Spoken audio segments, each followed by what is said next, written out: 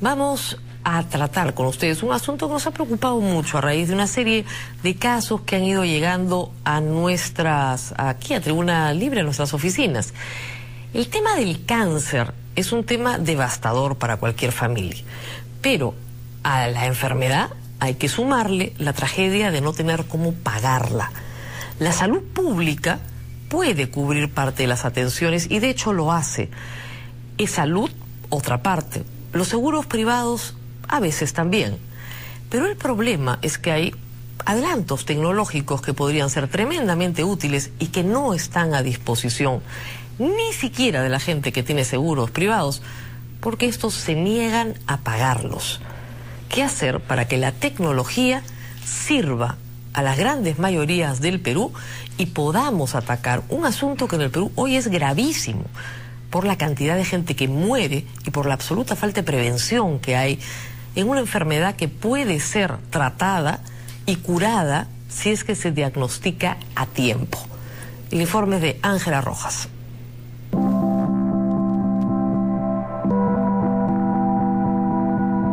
Lleva más de 10 años en una lucha constante contra una enfermedad que es ahora una de las causas de muerte más frecuentes en el país.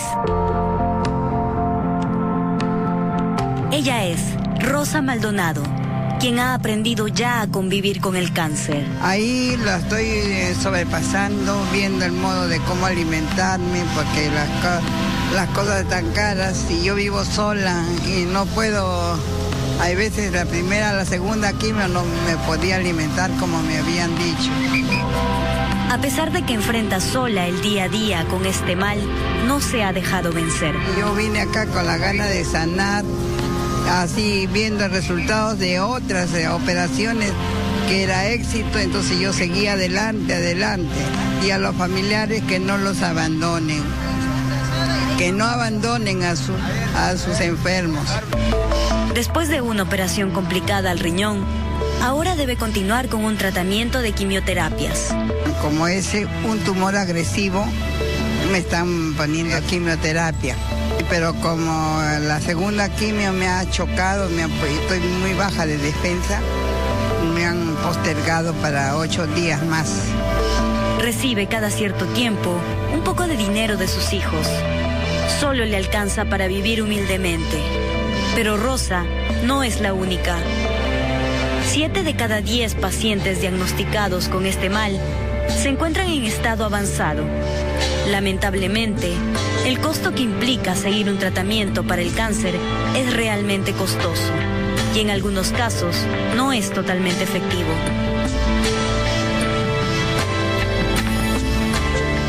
Aquí empieza un problema social porque la gran parte de estos peruanos que les diagnostican cáncer o que están sufriendo el cáncer, al no tener recursos económicos, se convierte en un problema realmente social.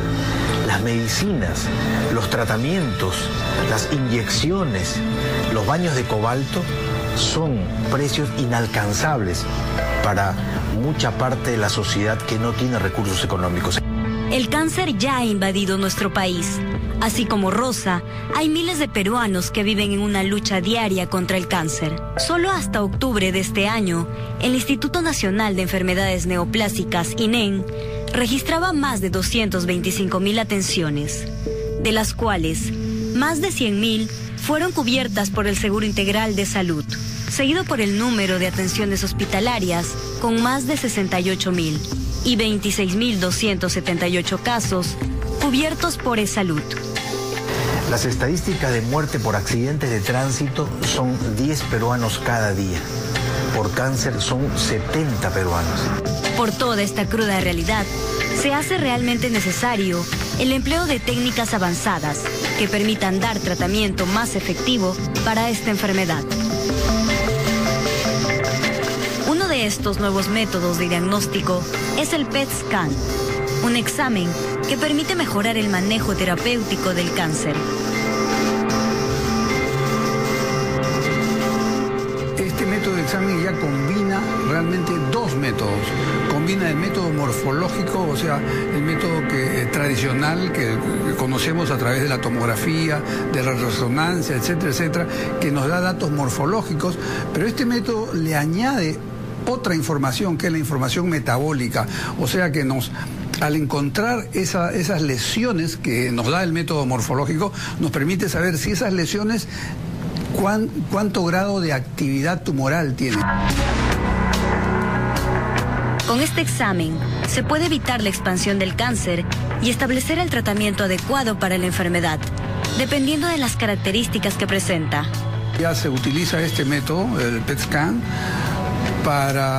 no tanto para el diagnóstico del cáncer, sino para hacer lo que se llama el estadiaje, o sea, hacer un estudio muy exacto de cuál es la extensión de un problema de cáncer en un paciente, ¿no? Este método se emplea en personas a las que ya se les ha detectado la enfermedad, después de una entrevista en la que se hace una revisión de los diagnósticos y tratamientos anteriores. Viene el paciente acá, le canulamos una vena, le medimos su glucosa, que es fundamental para ver con qué grado de glucosa entra, porque le vamos a inyectar glucosa marcada con flúor radioactivo, se le inyecta la sustancia radioactiva y se le deja en reposo. Después de una hora ya se distribuyó esa sustancia radioactiva, ya se dio el tiempo necesario para que se marquen los sitios donde se está consumiendo esa glucosa y pasa a la máquina y la máquina va a detectar esas zonas, ¿no?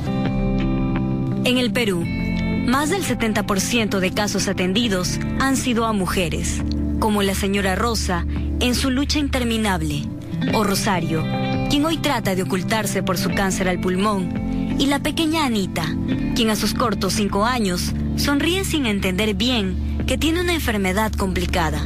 Lamentablemente ellas, así como la mayoría de pacientes, desconocen las nuevas formas de diagnóstico que ya se usan en otros países. Otro examen casi desconocido en nuestro medio, pero bastante efectivo, es la prueba conocida como Oncotype, que consiste en la evaluación de una muestra del tumor, principalmente para evitar quimioterapias innecesarias en casos de cáncer de mamas y cáncer de colon. El test de Oncotype, que es una plataforma génica de 21 genes. Entonces hay una máquina que corre los 21 genes y da un resultado. Según el resultado, vemos que el paciente puede ser de bajo riesgo, de riesgo intermedio o de riesgo alto.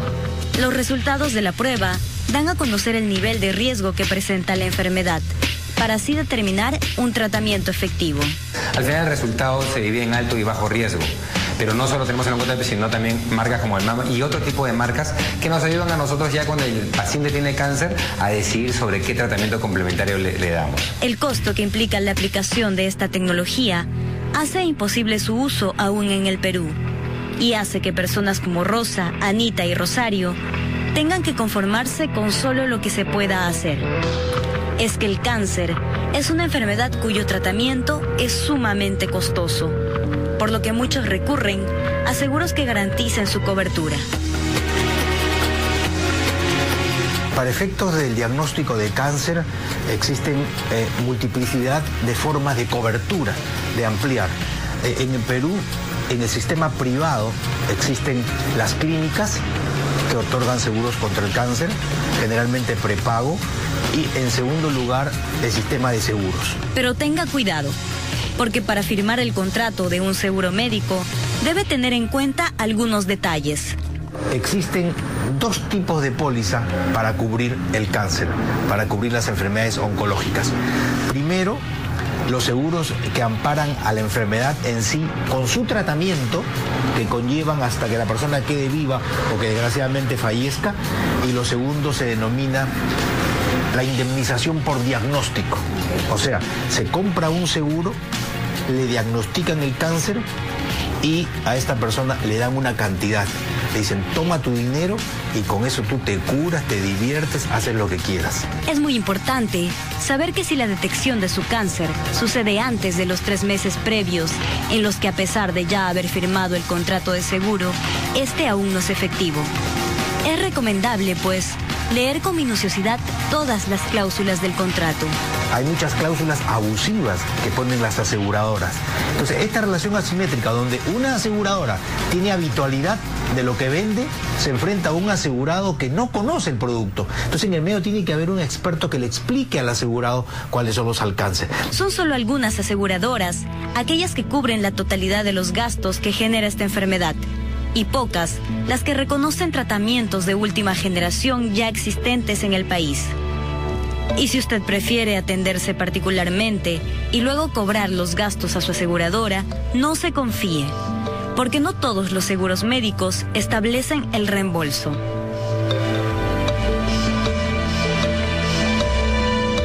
Hay que leer también la parte final, según requerimiento médico, previa autorización de la compañía de seguros. Pero si yo no leí esa parte y me voy a mi médico y le digo a mí un mapeo genético para controlarme el cáncer y después voy a la compañía, págame, la compañía con todo derecho puede decir, ¿sabes qué? Tú no consultaste conmigo. Pero si se incumple alguna cláusula que se establezca en el contrato, no dude en reclamar. Pero si a pesar de eso la compañía autorizó y no nos quiere reembolsar, tenemos la Superintendencia de Banca y Seguros, tenemos Indecopi, tenemos la Defensoría del Pueblo, tenemos los organismos del Estado, porque no pueden atentar contra un contrato por el cual se pagó. Y como consumidores y usuarios tenemos derecho a exigir que se honren estas palabras. Más allá de observaciones legales, el objetivo debiera ser que pacientes como Rosa también tengan el derecho a acceder a esta tecnología. Lamentablemente, el Estado, a través del Ministerio de Salud y el Seguro Social, poco es lo que hace para alcanzar esta meta.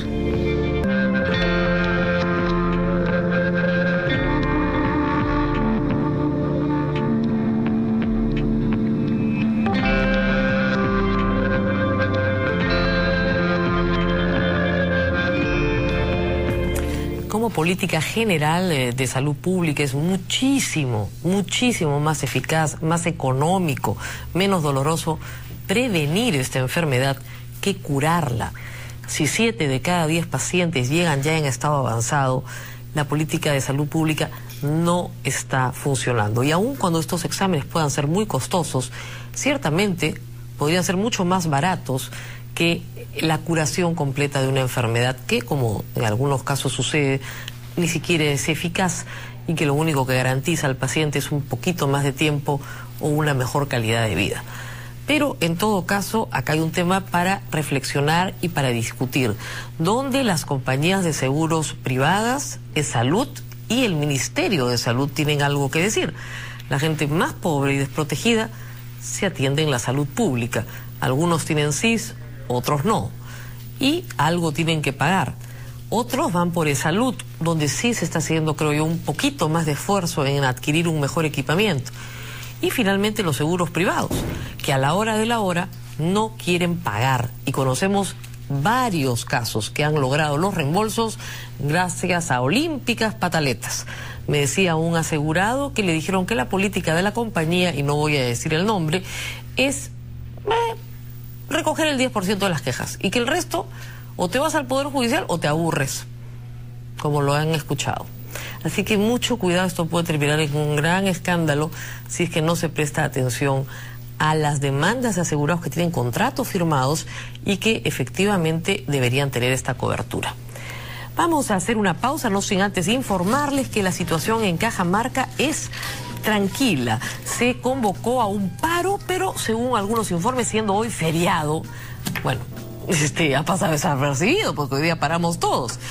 Pero lo que ha sido noticia en Cajamarca es que el MEF ha bloqueado las cuentas de el gobierno regional de Cajamarca y solamente se ha dispuesto que se comunique las cuentas, digamos, para garantizar la adecuada y oportuna atención del pago de remuneraciones y pensiones, pero nada más. Todo lo demás congelado hasta que no se determine, ¿no es cierto?, el manejo del dinero, o sea, las responsabilidades, dice acá, que pudieran derivarse del eventual uso indebido de los recursos públicos. Y se hace mención al estricto cumplimiento del artículo 53 de la ley tal, o sea, hay base legal para hacer esto. A veces la democracia se defiende solamente buscando las normas que ya están vigentes. A su vez, la Fiscalía en Cajamarca ha anunciado que ya investiga al presidente regional y a otras personas por una serie de delitos: destrucción de bienes privados y públicos, lesiones y desobediencia a la autoridad. Nosotros ahora sí vamos a una pausa y regresamos con mucho más.